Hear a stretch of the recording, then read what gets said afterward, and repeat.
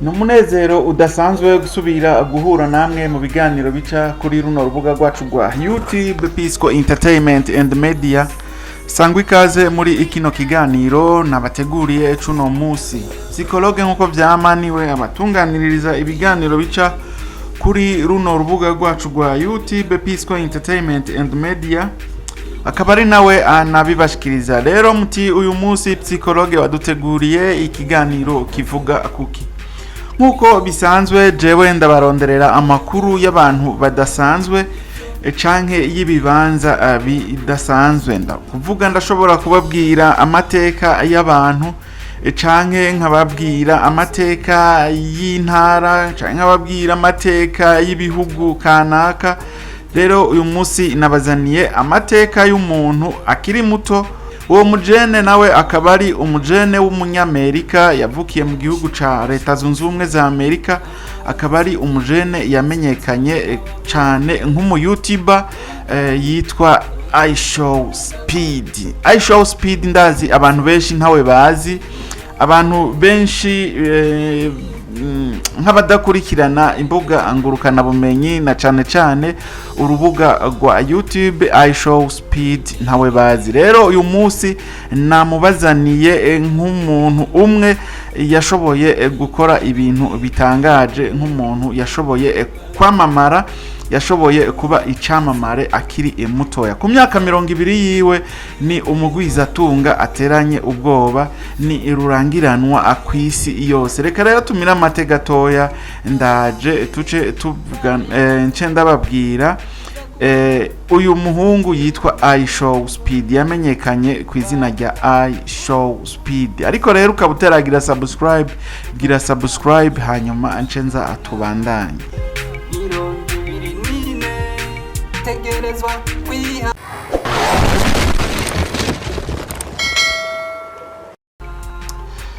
Turasubiye kubaramutsa asangwa ikaze mwidonido rya kino kiganiro. Nkuko narimpereje kubibabwira, uyu munsi inabazaniye amakuru y'umuntu ngira ngo abantu benshi ntibamumenyereye, ariko abasanzwe bakurikirana ibintu vya YouTube, ibintu by'imbuga ngurukana bumenyi benshi baramuzi. Ariko rero kano kajyo kuko utari umuzi uyu IshowSpeed nakajyo keza rero uko woca umumenya ukamenya IshowSpeed ibyo akora.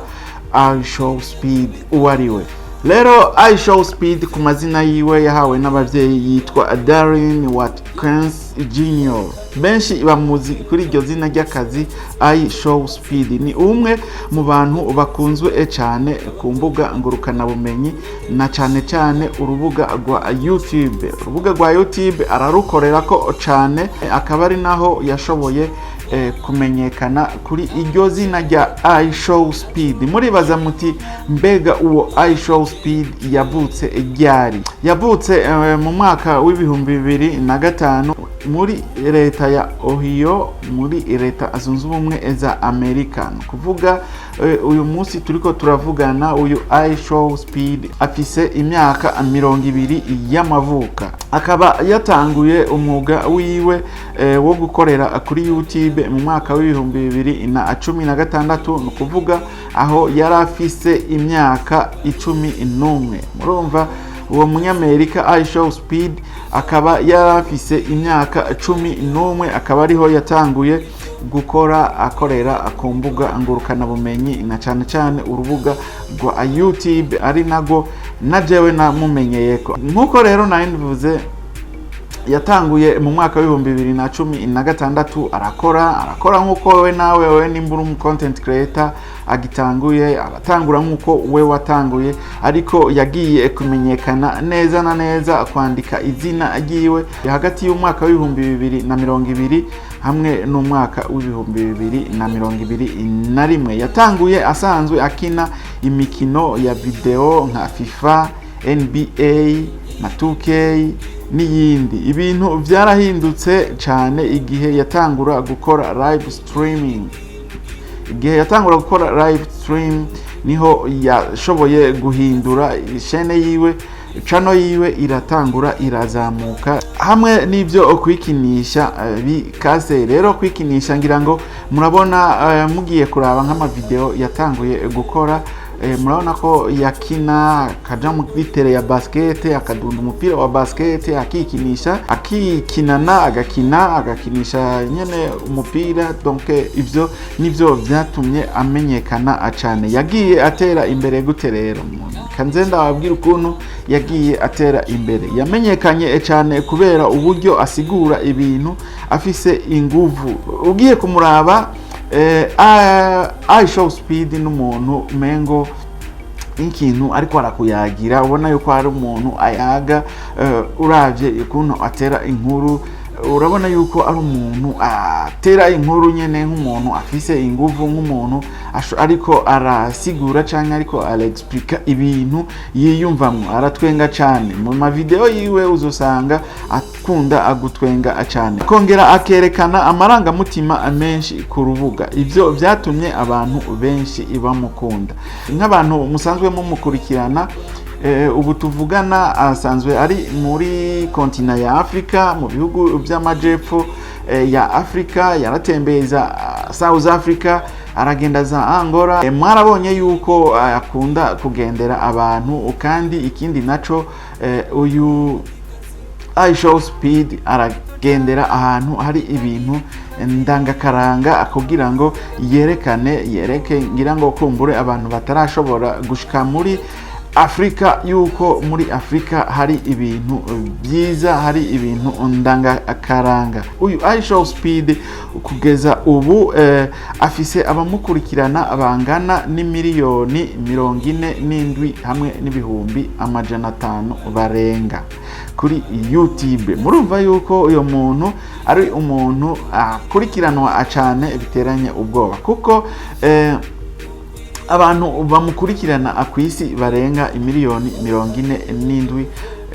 n'ibice bitanu. Nukuvuga akurikiranwa n'imiliyoni 47 hamwe n'ibihumbi 500 barenga. Nukuvuga ugiye kuraba mu gihugu uci wacu c'u Burundi turi imiliyoni 13. Rumva akurikiranwa n'abarundi inshuro zirenga 4. Mwumva yuko uyo muntu ari umuntu akurikiranwa cyane. Rero nkuko akunda agutembera akagenda yerekana ibihugu agezemwo byo muri Afrika canke za Aziya, murabona yuko ari umuntu yerekana ubuhinga budasanzwe. Ariko kandi ivyo akora, nawe uri content creator, nawe wobikora mu gihe woba ufise nk'uburyo bwo gutemberana ahantu, utemberana agakamera kawe, urashobora kubitangura. Kuko nkuko nabivuze, uyu IshowSpeed yatanguye nawe nyene bicumbagira nkuko nawe we bicumbagira canke kujewe bicumbagira, ariko haheze imyaka ishika kuri 4-5 niho yashoboye kumenyekana. Kuko yatanguye mu mwaka wa 2016, ariko yagiye kumenyekana hagati y'umwaka wa 2021 hamwe n'umwaka wa 2020. Murumva yuko nawe yatanguye bigoranye cyane. Nawe rero nk'umuntu ariko arakorera kuri YouTube canke ku rundi rubuga ngurukana bumenyi, nawe washobora gutangura utiteze umusaruro uno munsi, utiteze yuko YouTube ishobora kuguhindurira amateka mu mwaka uza. Ariko ari gihe byoshoboka ukazozobona nawe inyuma y'imyaka nk'itanu biratanguye kugaragara, biratanguye komera neza. Biravugwa rero yuko uyu IshowSpeed ku rubuga rwiwe rwa YouTube yinjiza hagati y'amadolari y'abanyamerika ibihumbi 74, hagati y'ibihumbi 74 be n'ibihumbi 120 vy'amadolari y'abanyamerika buri kwezi, bivuye ku ma views canke abamufasha hamwe n'utundi tuntu nyene two ku rubuga. Rero murumva yuko uwo IshowSpeed ari umuntu akaze cyane. Ndiko ndamugirira publicité, ariko nk'umuntu ashaka gukora ibi bintu bya YouTube, urashobora kuraba ivyo IshowSpeed akora, urabona yuko ari ibintu bisanzwe cyane, kandi nawewe woshobora nko kubikora mu gihe woba ufise uburyo bwo kubikora. Rero nko kubatera intege abantu bashoboye kugira bashoboye kuba baramenyekanye bashobora kuba basoroma kuri runo rubuga rwa YouTube.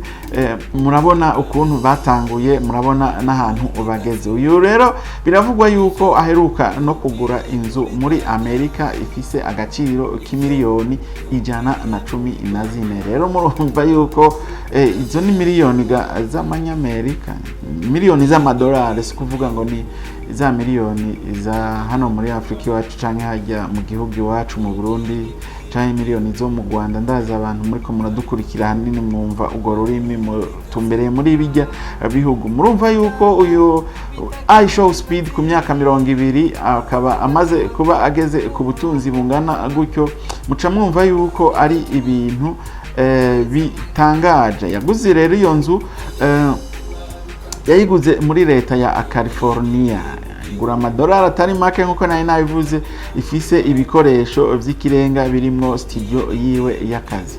Mwumva yuko uyu IshowSpeed yamaze gutera imbere. Nkwibutse yuko nk'abantu musanzwe muri mu gihugu c'u Rwanda uyu canke mu gihugu ca Kenya, uyu IshowSpeed ari mu kugendera igihugu c'u Rwanda. Vuba arashobora kugendera igihugu c'u Rwanda nkuko byamenyeshejwe, kandi n'izi nkuru ziriko ziravugwa mu binyamakuru byo mu gihugu c'u Rwanda. Uyu IshowSpeed vuba arashobora kuba ari mu gihugu c'u Rwanda, kandi bikaba byamenyeshejwe yuko azohamara iminsi ishobora kugera kuri 28. Yaramenyesheje kandi yuko no mu gihugu ca Kenya uyu IshowSpeed azoza kuvizita igihugu ca Kenya kugira ngo arabe muri Kenya ubuzima bwaho, nkuko nabonye abikora. Yagendeye abantu bagira ibintu by'imico n'akaranga no muri Kenya. Rero naho arashaka kuzoshikayo arabe abantu bagira b'imico n'akaranga. Nibaza yuko azoca ashikira kwa Bamasayi nibo bakunze kuba bagira ibintu by'imico n'akaranga mu gihugu ca Kenya. Rero reka twitege uko kuza akwiwe, iyo evenema yiwe kuntu azoshobora gushika muri ico gihugu. Tuzorabe n'ibikorwa azohakorera, tuzorabe n'ibikorwa azokorera aho aziga akugenda, na cyane cyane igihugu ca Kenya be no mu gihugu c'u Rwanda. Mu kurangiza rero uyu IshowSpeed ni nk'akarorero, kuko namuzanye hano kugira ngo abe nk'akarorero ku muntu ashobora kuva hasi agashika hejuru biciye mu gukora ibyo akunda, ukwihangana no kwiyizera wenyene uko ari. Nicigwa kugwaruka ko bishoboka gushika akure akoresheje internet igihe ukora ibintu ufise intumbero.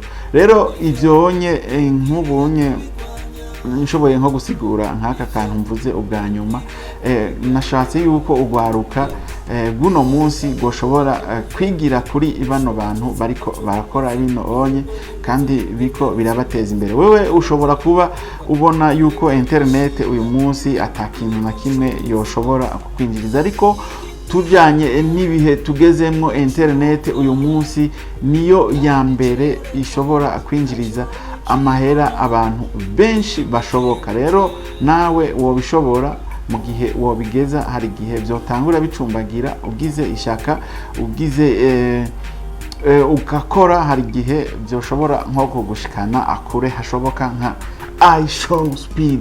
Rero ku Barundi narakoze ikiganiro kivuga kuri Jean Claude Go with J, muzogende murabe channel yiwe, murabe bijya akora, ni mufano y'ibinye bya IshowSpeed. Rero ajya mu minsi J arashobora kuzotera intambwe cyane gusumba uyu munsi. Rero nimba nawe ubishoboye bikore bwa gufina, hari gihe uzozubona impano yawe canke ubuhinga bwawe buraho nyene, canke inyishu y'ubuzima bwawe biri ngaha muri internet. Rero psychologue ndabasezeye umunsi nari nabateguriye ikiganiro kivuga kuri IshowSpeed, umunyamerika akiri mutoya cyane ariko uravye ubutunzi afise ucuvuga uti nta kidashoboka, byose birashoboka, hamwe n'Imana byose birashoboka. Rero abantu mwatwumvirije kuva mu ntango kugera hano tugeze, Imana ibahezagire, naho ubutaha mu kindi kiganiro ugire subscribe kugira ngo uzobone ibiganiro bindi bizokurikira. Thank you.